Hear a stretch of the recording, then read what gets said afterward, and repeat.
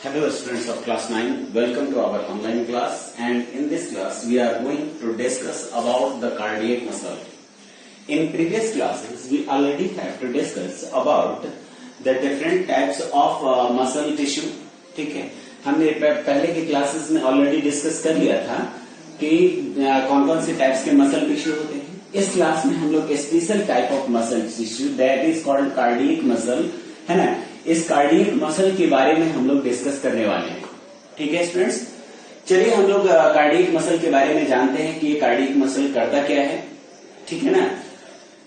Actually cardiac muscle consist of short and cylindrical fibres joint end to end to form a channel और network. यानी कि ये जो cardiac muscle है ये शॉर्ट एंड सिलिंड्रिकल फाइबर्स को कंसिस्ट करता है लाइक दिस. ये शॉर्ट एंड सिलिंड्रिकल फाइबर्स हैं. These short and cylindrical fibers are joined end to end. यानी ये जो short and cylindrical fibers हैं ये end to end joined होते हैं to form a channel और network. या एक तरह का चैनल या नेटवर्क फॉर्म करते हैं जिसमें इसके शॉर्ट एंड सिलिंड्रिकल फाइबर्स जो होते हैं वह इस तरह से इसमें एक दूसरे से जुड़े हुए होते हैं या इस तरह से एक दूसरे से एक चैनल और एक नेटवर्क फॉर्म कर लेते हैं जिससे कि इनमें सिलिंड्रिकल फाइबर्स जो हैं वह एक दूसरे को स्ट्रेंथ भी प्रोवाइड करें. ठीक है, एक तरह से स्ट्रेंथ प्रोवाइड करता हुआ यह चैनल होता है और इन चैनल्स में बहुत सारे अलग अलग डायरेक्शंस होते हैं लेकिन इनके बीच में जो है वह आपको गैप नजर आएगा इन फाइबर्स के बीच में.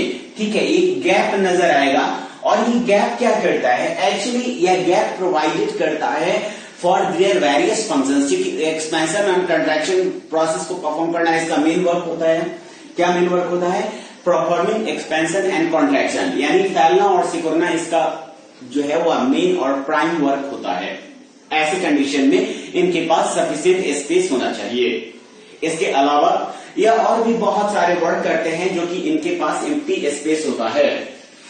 इसके एक फाइबर जो हमने आपको कहा कि इस एक फाइबर का जो लेंथ होता है, ठीक है ना, एक फाइबर का लेंथ होता है 100 माइक्रोन मीटर.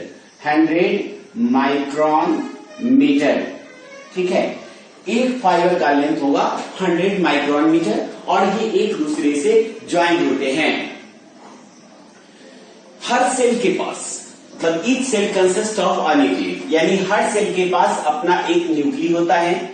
ठीक है, हर सेल कंसिस्ट करता है एक न्यूक्ली को और यह न्यूक्ली उसके डिफरेंट मेटाबॉलिज्म जो है वह उसको हेल्प करेगा. तो यहां पे लिख सकते हैं कि each cell consist of a nuclei. Each cell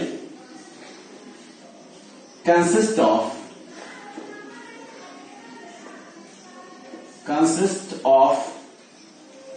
a nuclei.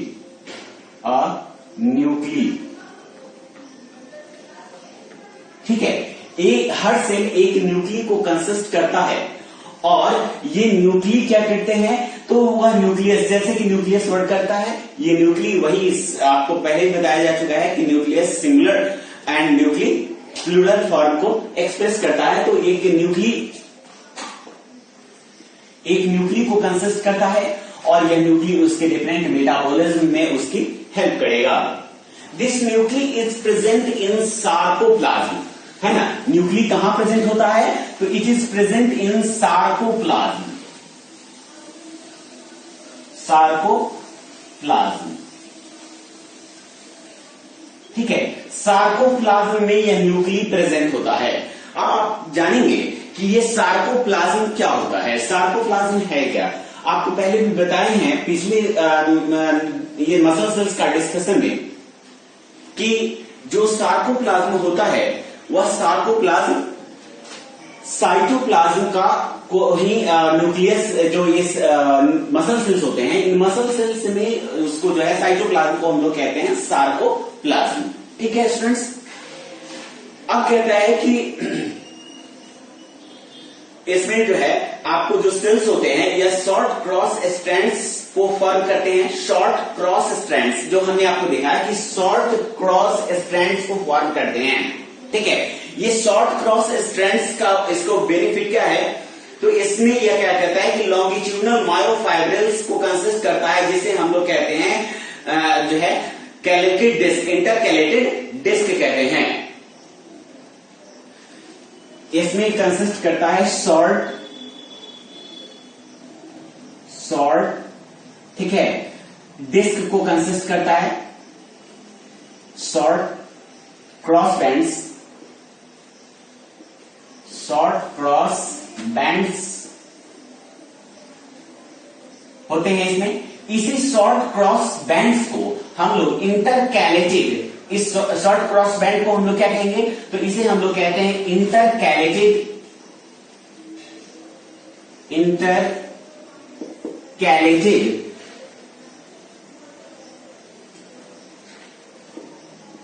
Disc कहते हैं। अब आप सोचेंगे कि ये जो इंटरकैलेटेड डिस्क है ये प्रेजेंट कहां होता है, तो ये इसी पर प्रेजेंट होता है। इंटरकैलेटेड डिस्क कहां प्रेजेंट होता है, तो यहां पर ये इंटरकैलेटेड डिस्क डेफिनिट इंटरवल में इस पर प्रेजेंट होते हैं, क्रॉस बैंड्स होते हैं, ठीक है। और ये क्रॉस बैंड्स क्या करते हैं, तो ये जो हमने आपको कहा था कि यहां पर छोटे छोटे फाइबर्स एंड टू एंड जुड़े होते हैं, तो इन एंड टू एंड जुड़े हुए फाइबर्स को आपस में स्ट्रांगली ज्वाइन करने के लिए, स्ट्रांगली उसको ज्वाइन रखने के लिए ये जो बैंड्स होते हैं जिसे हम लोग इंटरकैलेटेड डिस्क कहते हैं, यह इंटरकैलेटेड डिस्क इसकी हेल्प करता है बैंड को स्ट्रेंथ प्रोवाइड करने में, ताकि वो एक दूसरे से डी अटैच ना हो during the process of expansion and contraction. यानी एक्सपेंशन एंड कॉन्ट्रैक्शन प्रोसेस के दौरान ये जो क्रॉस बैंड्स हैं, ये जो इसके फाइबर्स हैं, वो एक दूसरे से डी अटैच न हो, और इसी को हम लोग कहते हैं इंटरकैलेटेड डिस्क। इसका वर्क क्या होता है, तो दीज आर इंपल्स बूस्टर्स। ये क्या करते हैं, तो इसे हम लोग कहते हैं impulse boosters. Impulse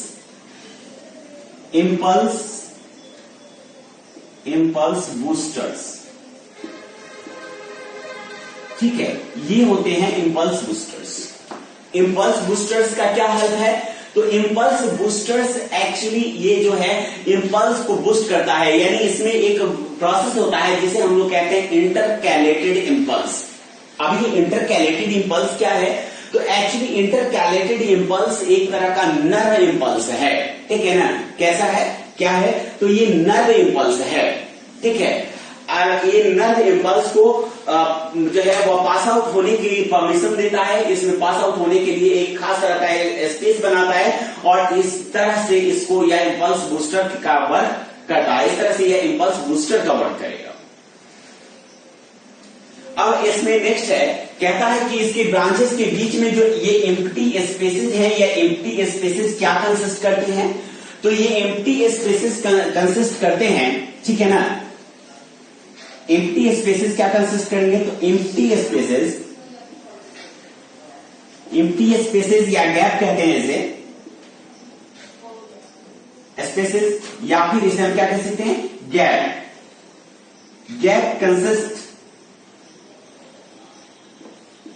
consist of connective tissue, और वो भी कौन सा, तो लूज कनेक्टिव टिश्यू को कंसिस्ट करते हैं, लूज कनेक्टिव टिश्यू।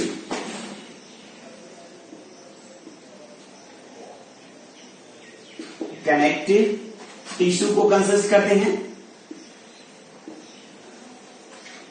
लेकिन लूज कनेक्टिव टिश्यू में मेनली क्या होता है, तो एक्चुअली ये loose connective tissue actually consist of rich amount of blood capillaries, यानी यह बहुत ज्यादा अमाउंट में ब्लड कैपिलरीज को कंसिस्ट करते हैं, ब्लड कैपिलरीज।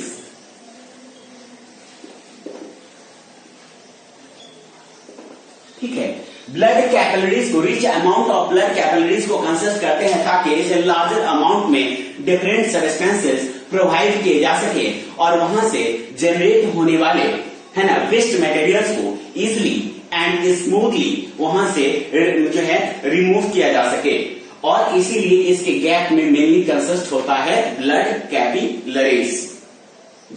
ठीक है, अब आगे हम लोग देखेंगे कि जो है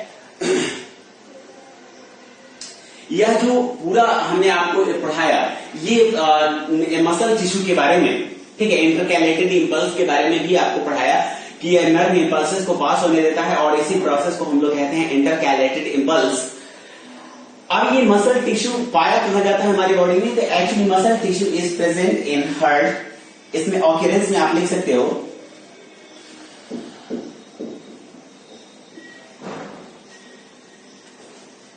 ठीक है, ऑक्यूरेंस में आप लिख सकते हो हार्ट,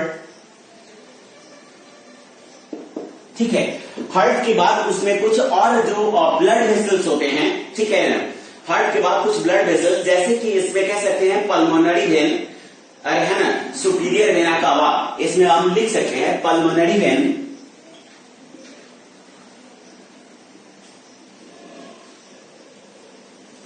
पल्मोनरी वेन, ठीक है, superior vena cava, superior vena cava, ठीक है, सुपीरियर वेना कावा। और इस तरह से इसमें जो है ऑर्गन्स हैं, पार्ट्स हैं सर्कुलेटरी सिस्टम के, जिस सर्कुलेटरी सिस्टम में यह जो आपका कार्डियक मसल है वह अवेलेबल होता है, ठीक है स्टूडेंट्स। अब इसका फंक्शन क्या है, तो इसके फंक्शन के बारे में हम लिख सकते हैं सिंपल सी बात, ठीक है, कि it helps in expansion and contraction, expansion, या इसमें हम अगर सिस्टमिक वे में लिखें तो है ना, it helps in rhythmic expansion, rhythmic expansion,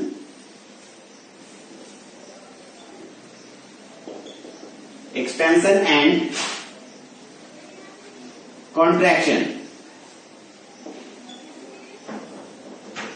ठीक है। Rhythmic expansion and contraction process को ये परफॉर्म कर सकते हैं, और इस तरह से यह रिदमिक एक्सपेंशन एंड कॉन्ट्रैक्शन को परफॉर्म करके और rich amount of blood supply को, है ना, जो है वह डिटरमाइन करते हैं, rich amount of blood supply पूरी बॉडी में वह प्रोवाइड कर रहे हैं, यानी ब्लड को सप्लाई करने का काम करते हैं। लगातार एक्सपेंशन एंड कॉन्ट्रैक्शन से पूरी बॉडी से ब्लड को रिसीव करना और पूरी बॉडी में ब्लड को पुश करना, यही इनका काम होता है।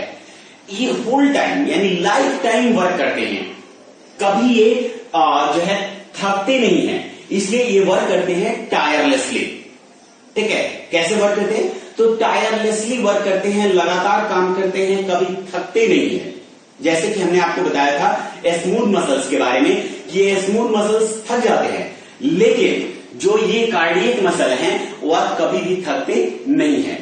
मतलब स्ट्राइक मसल्स थक जाएंगे, लेकिन ये कार्डियक मसल कभी भी थकते नहीं है, इन्हें कभी रेस्ट की जरूरत नहीं होती, इसलिए ये जो है वह लाइफ टाइम वर्क करते हैं टायरलेसली, यानी बिना थके। अगर ये थक जाए तो हमारी लाइफ का क्या होगा, तो हमारा लाइफ एंड हो जाएगा, हमारी लाइफ का एंड हो जाएगा, ठीक है स्टूडेंट्स। इसमें एक खास बात ये भी है कि कुछ अनदर टाइप ऑफ टिश्यूज के जो है वह कैरेक्टरिस्टिक्स को कंसिस्ट करते हैं। कौन कौन से टिश्यूज के कैरेक्टरिस्टिक को ये कंसिस्ट कर लेते हैं, हम यहां पर देखेंगे, ठीक है स्टूडेंट्स। पहले हम लोग देखेंगे कि यह कंसिस्ट करता है, सबसे पहले कैरेक्टरिस्टिक्स कंसिस्ट करेगा स्ट्राइप्ड मसल्स का। किसका, स्ट्राइप्ड का।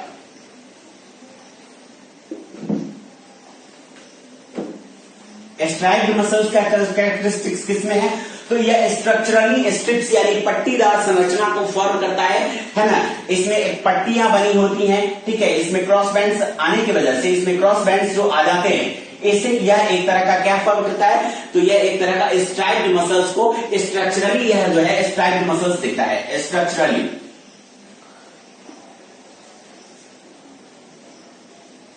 ठीक है। स्ट्रक्चरली क्या दिखेगा, तो स्ट्रक्चरली यह दिखता है स्ट्राइप्ड मसल्स, और फंक्शनली क्या दिखेगा, तो फंक्शनली यह दिखता है ना, स्मूथ मसल्स।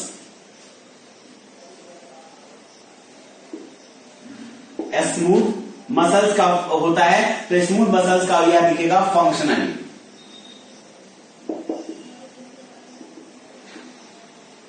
फंक्शनली क्या, तो यह फंक्शनली एक्चुअली यह एक इनवॉलंटरी मसल है। इनवॉलंटरी का मतलब आप जानते हो कि it is not under control our mind, यह हमारे माइंड के कंट्रोल में नहीं रहता, यह हमारे कंट्रोल में, हमारे विल के कंट्रोल में नहीं रहता, यह ऑटोनॉमिक फंक्शन को परफॉर्म करता है, ठीक है ना। और इसीलिए इसे हम लोग कहते हैं इनवॉलंटरी, ठीक है। तो यह स्ट्रक्चरली स्ट्राइप्ड मसल्स का वर्क करता है, ठीक है। और फंक्शनली किसका वर्क करेगा, तो यह फंक्शनली वर्क करता है स्मूथ मसल्स की तरह, यानी इनवॉलंटरी फंक्शन को परफॉर्म करता है, ठीक है। और इस तरह से यह प्रोसेस को परफॉर्म करता है ये आपको कार्डियक मसल, ठीक है स्टूडेंट्स। अब rest of in next class, हम लोग नेक्स्ट क्लास में अदर को डिस्कस करेंगे।